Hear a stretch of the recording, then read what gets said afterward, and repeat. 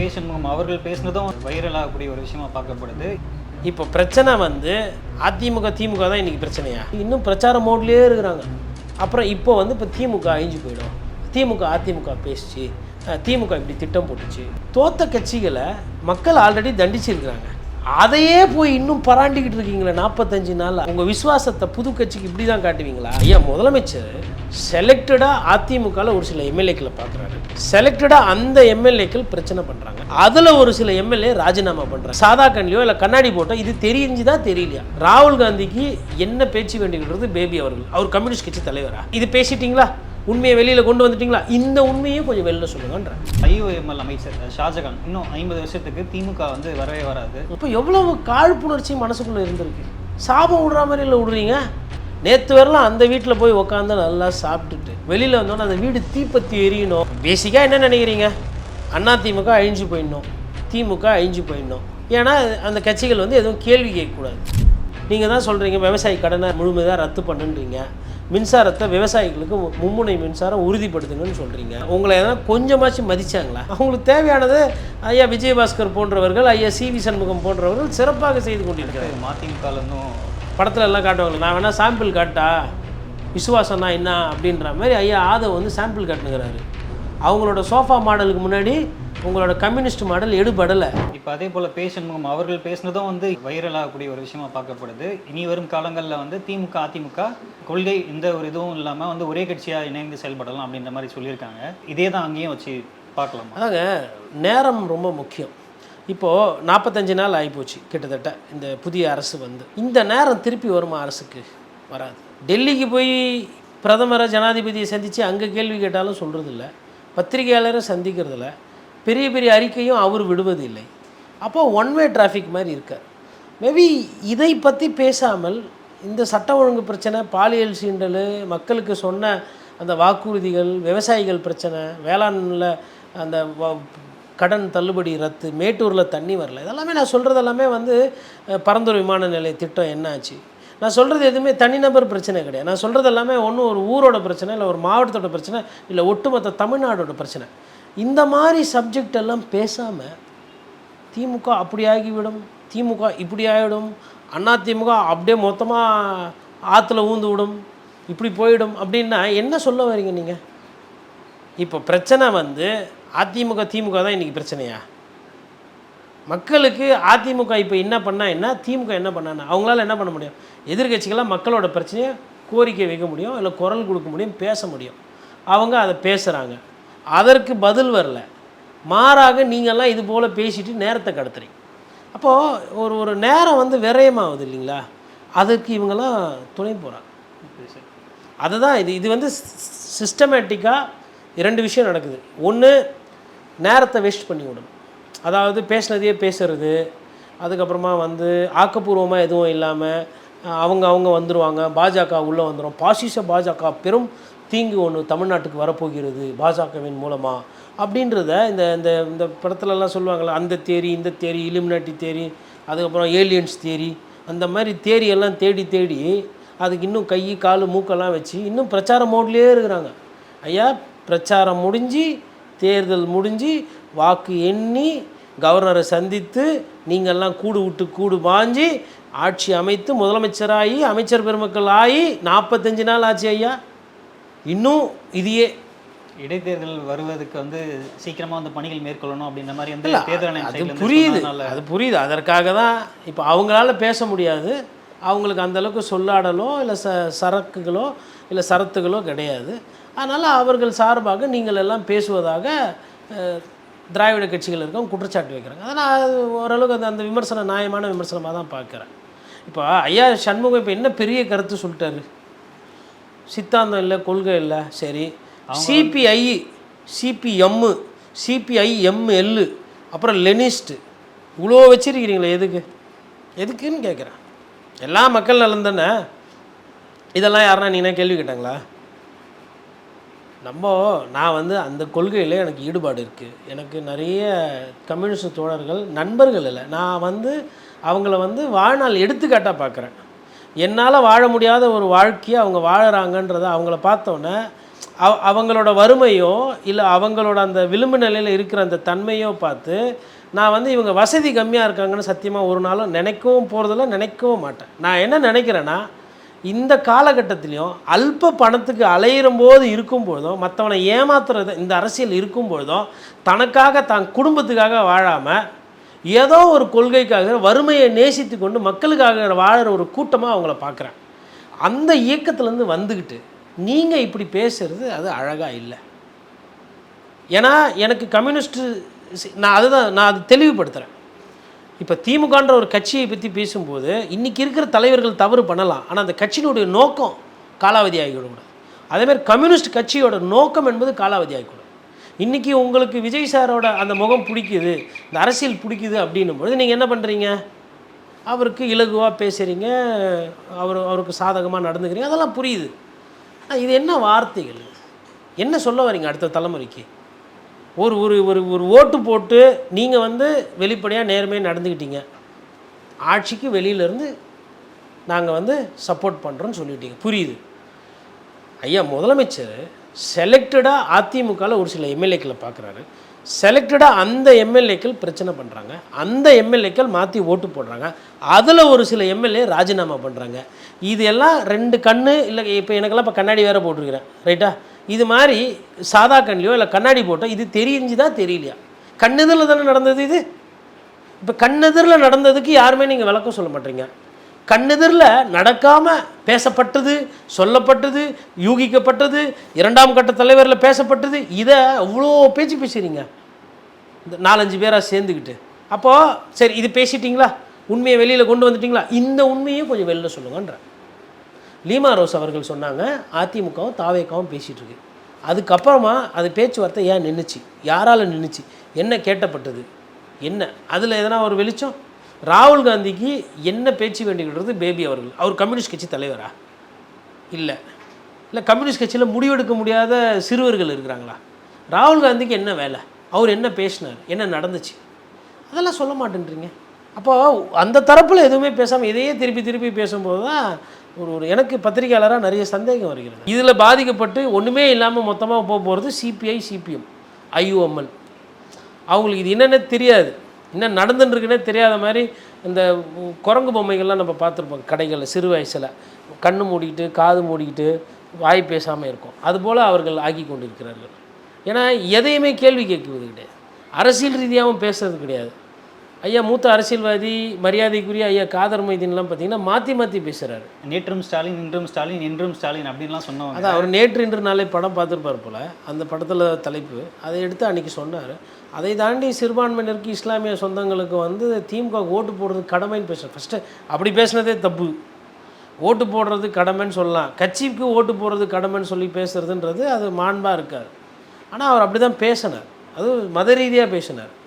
அதுக்கப்புறமா வந்து இறை நம்பிக்கையோடு எடுத்துகிட்டு போயிட்டு அந்த ஒரு இவருக்கு ஒரு கட்சி பிடிக்குதுங்க, சரி அன்றைக்காச்சு ஏதோ கொஞ்சம் அது வந்து ஒரு ஓரளவுக்கு ஜஸ்டிஃபை பண்ணுற மாதிரி இருந்தது, ஓரளவுக்கு நாகரிகமாக இருந்தது. இன்றைக்கி அவர் மாற்றி பேசுகிற கோவப்படுற வயசாக அது. அது பக்குவமாகி இலகுவாகி 4 பேருக்கு ஒரு நல்லது செய்யுது, ஒரு சேவை செய்யக்கூடிய ஒரு வயது அவருக்கு. அந்த வயசில் இருக்க ஒரு டென்ஷன் ஆகிறாரு, மைக்கில் வந்து யோ வாயா போயா அப்படின்றார், பக்கத்தில் இருக்கவர் அமைதிப்படுத்துகிற மைக்குன்னா ஓ அப்படின்றாரு. அப்போ பாவம் எப்படி இருந்தவரை ஒரு கண்ணியமாக அவரை பார்த்தே பழக்கமாகி போச்சு. இப்போ எனக்கெல்லாம் வந்து ஐயாவை பார்க்கும்போது இந்த கூட்டணி பேச்சுவார்த்தை நடக்கும்போதெல்லாம் கூட ஒருத்தர் மயக்கடிச்சு விழுந்தாங்க. அப்போலாம் வந்து மனசு பதட்டமாக இருந்தது, ஒன்றும் இருக்கக்கூடாதுன்ற மாதிரி. ஆனால் இன்றைக்கி பார்த்தா எல்லாம் வைப்பு பண்ணி எல்லாம் நல்லா ஸ்டேபிளாக இருக்கிறாங்க, ஒன்றும் பிரச்சனை இல்லை. அதே போல் ஐயுஎம்எல் அமைச்சர் ஷாஜகான் அவர் ஒரு விஷயம் சொல்லியிருந்தார், அதாவது இன்னும் 50 வருஷத்துக்கு திமுக வந்து வரவே வராது, தாவேக்கா இருக்கும்போது வந்து திமுக வந்து தொடைத்தெறியப்படும் அப்படின்ற மாதிரி வந்து சொன்னார்.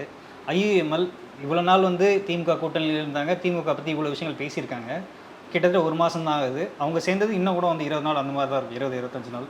அதுக்குள்ளேயே இவ்வளோ பெரிய ஒரு ஷிஃப்ட்டு எப்படி சார் இருக்குது? சமீபத்தில் சேலம் மாவட்டத்தை சேர்ந்த ஐயா திருநாவுக்கரசுன்னு சொல்லிட்டு அவர் வந்து இந்த மாதிரி மாயவத்தில் பிறந்தவர், இந்த மாதிரி இந்த புஸ்தகம்லாம் எழுதியிருக்கிறார் நிறைய, இந்த மனச்சீர்கேடு அப்புறம் மனநலம் அப்படின்னு. இப்போ அந்த மாதிரி புஸ்தகம் கொஞ்சம் ஒரு சிலதெல்லாம் நான் எடுத்து பார்த்தேன். இப்போ அமெரிக்காவில் செட்டில் ஆகிட்டார்னு நினைக்கிறேன். அவர் மனநல மருத்துவர். அவர் என்ன சொல்கிறாருன்னா, இன்றைக்கி நாட்டில் நிறைய பிரச்சனைக்கு காரணம் மனநலம் இல்லை அதை சரியாக சிந்திக்காத தன்மை தான். அதுவும் குறிப்பாக செல்பேசி வந்ததுக்கப்புறம் செல்ஃபோனில் நிறைய பேர் வந்து இந்த நேரத்தை நிறைய இது பண்ணுறதுனால அந்த ஒரு தொலைநோக்கு சிந்தனையோ அதெல்லாம் இல்லை அப்படின்ற மாதிரி அவர் புஸ்தகத்தில் எழுதியிருக்கிறார்.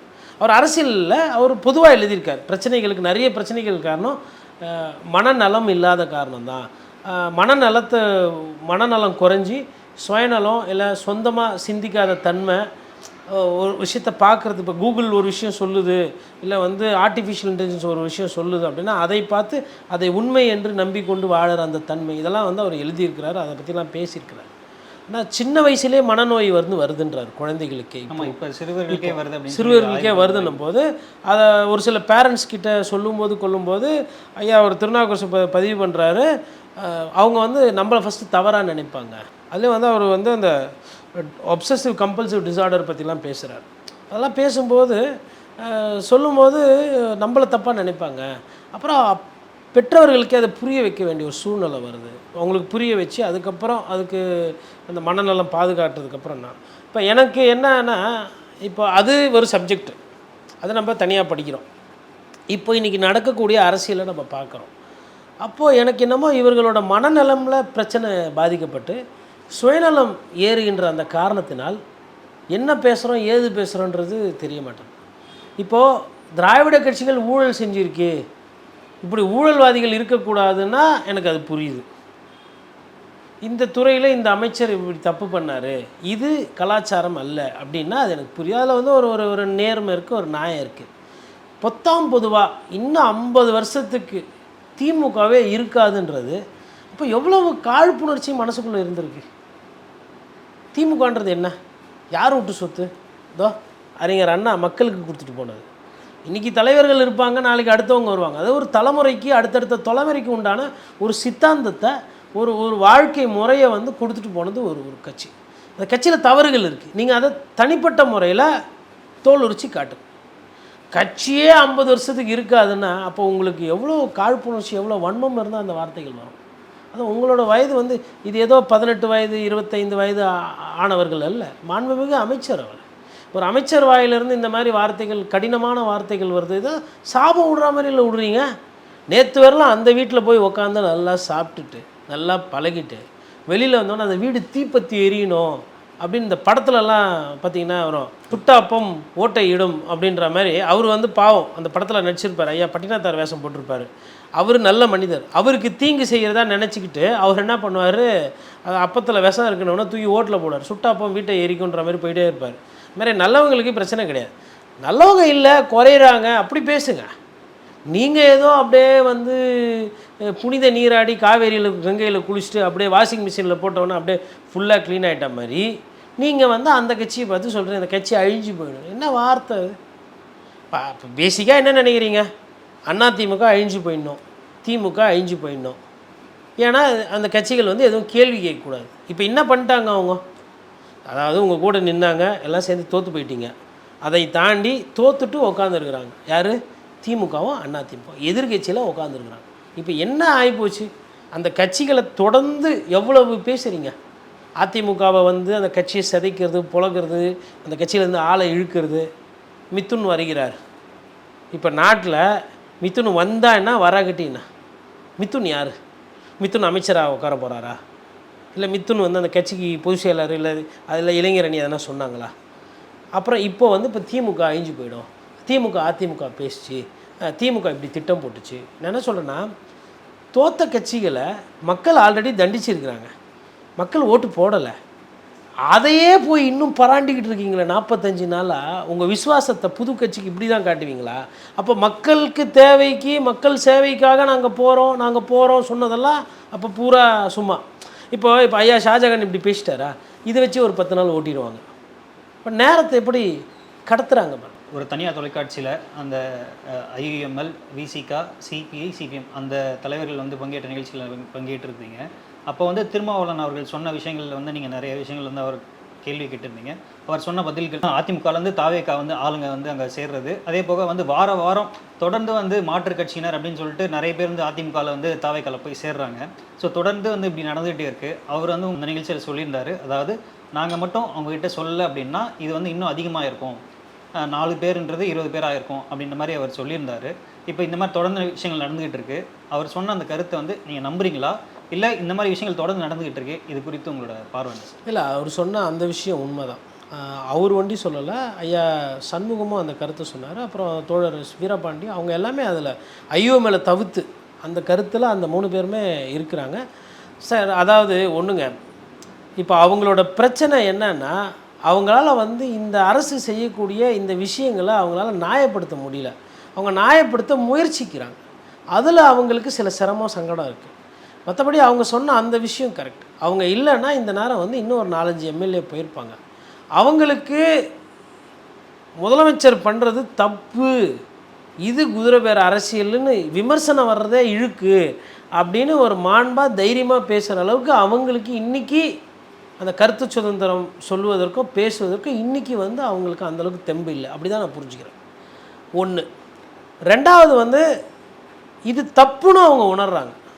அவங்கக்கிட்ட அந்த குறைந்தபட்ச ஜனநாயகமும் அந்த நேர்மையும் இன்னமும் இருக்குது. அவங்க வந்து தாவேக்காக்கு சப்போர்ட் பண்ணுறாங்க அப்படின்றதுனால அவங்க ஆதரிக்கலை. என்னன்னா தாவேக்கா வந்து அவங்கள பயன்படுத்தி கொண்டு இப்போ சரி இப்போ எதிர்த்து பேசிட்டாங்க, என்ன பண்ணுவாங்க? சரி போங்க, நீங்கள் ஆதரவு குத்தானா கொடுக்காட்டினா 4 ரெசிக்னேஷன் ஆகிப்போச்சு.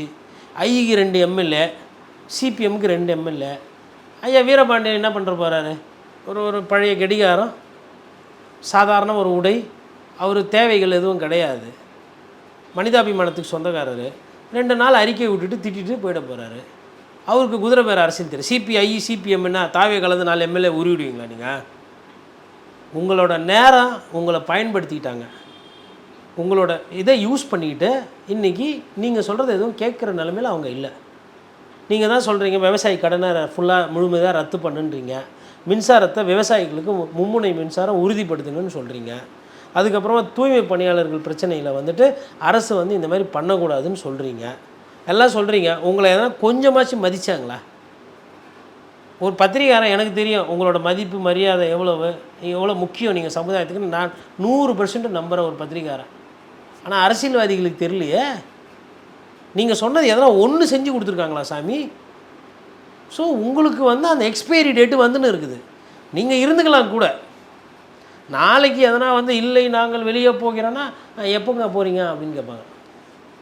அவங்களுக்கு தேவையானது ஐயா விஜயபாஸ்கர் போன்றவர்கள், ஐயா சிவி சண்முகம் போன்றவர்கள் சிறப்பாக செய்து கொண்டிருக்கிறாங்க. மதிமுகலேருந்தும் அதை தாங்க கொள்கைவாதிகள் அப்படி இப்படி நீங்கள் அரசியல் பேசுவீங்க. உங்களுக்கு மேலே அரசியல்வாதிகள்லாம் ரெடியாக இருக்கிறாங்க அப்படின்னா போதும். இந்த படத்தில் எல்லாம் காட்டுவாங்களே, நான் வேணால் சாம்பிள் காட்டா விசுவாசம்னா என்ன அப்படின்ற மாதிரி ஐயா ஆதவ் வந்து சாம்பிள் காட்டுனுங்கிறாரு. அவங்களோட சோஃபா மாடலுக்கு முன்னாடி உங்களோட கம்யூனிஸ்ட் மாடல் எடுபடலை. புரிஞ்சுக்கணும். அதை நான் பேச முடியும், ஏன்னா நான் வெளியில் இருக்கிறேன். அவர்களால் அதை ஒத்துக்கொள்ள முடியாது. அதாவது வலி இல்லை, அது ஒரு வகையான வலி. நான் நிறைய வாட்டி சொல்கிறேன். இப்போ அவங்க இடத்துல இருந்து பார்க்கும்போது அவங்களோட பிரச்சனை தெரியும். கட்சி நடத்துறது இன்னும் ஒரு 5 பேர் ராஜினாமா அதிமுகலேருந்து பண்ணிட்டாங்கன்னா இதே நிலைமை விசிகாக்கும் வரும். சரி போங்க, 2 அமைச்சர் மிச்சமாச்சு, நாங்கள் பார்த்துக்குறோன்ற மாதிரி போயிடும். தற்காலத்தில் நடக்கிற அரசியலோட போக்குகள், அது பின்னாடி என்னென்ன விஷயங்கள் இருக்குது அப்படின்றத வந்து நிறைய எடுத்து சொல்லியிருக்கீங்க. உங்கள் நேரத்துக்கும் உங்கள் பதில்களுக்கு மிக்க நன்றி. நன்றி.